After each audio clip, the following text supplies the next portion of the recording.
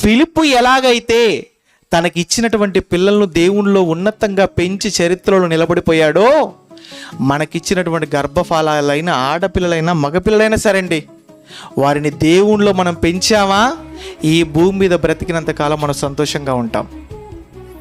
రాబోయే తరం మాట్లాడుకునే విధంగా ఉంటాం.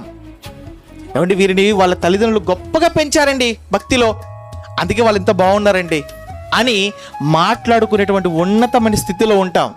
అలా కాకుండా మన పిల్లల విషయంలో మన నిర్లక్ష్యాన్ని ప్రదర్శించి వారికి వాక్యం నేర్పించకుండా వాళ్ళకి సెల్ ఫోన్ ఇచ్చేసి వాళ్ళు అడిగినంత డబ్బులు ఇచ్చేసి వాళ్ళు వదిలేశారా, మీ చేతికి అందకుండా పోతారు. ఆ తర్వాత కన్నీళ్లు కార్చుకుంటూ తల బాదుకుంటూ ఇంట్లో కూర్చోక తప్పదు.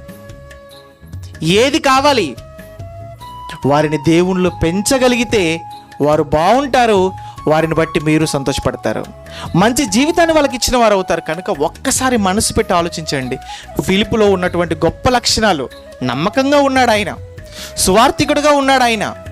అలాగే ఇదిగో ఆయన ఐథియోపియా మంత్రిగా ఉన్నటువంటి ఆ నపుంసకుడు బాప్తిస్మ ఇచ్చాడు వాక్యం చెప్పి. చివరికి తన గర్భాన పుట్టినటువంటి పిల్లలను దేవునిలో గొప్పగా పెంచాడు.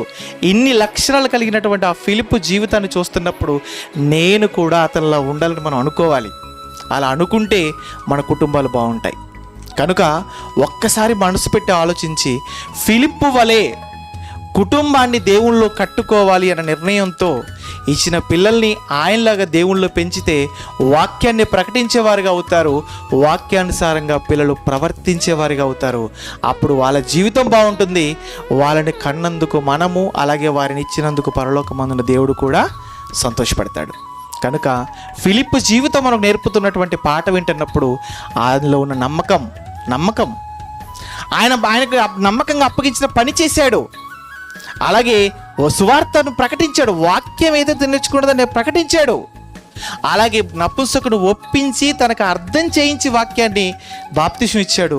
ప్రాముఖ్యంగా తన కుటుంబాన్ని దేవునిలో నిలబెట్టుకున్నాడు. కనుక ఇప్పటికైనా ఒకసారి మీరు అందరూ ఆలోచించి మన కుటుంబాల పరిస్థితులు ఎలా ఉన్నాయి అని మనల్ని మనం ఆలోచించుకొని ఫిలిప్పులాగా మన కుటుంబాలు మారాలి.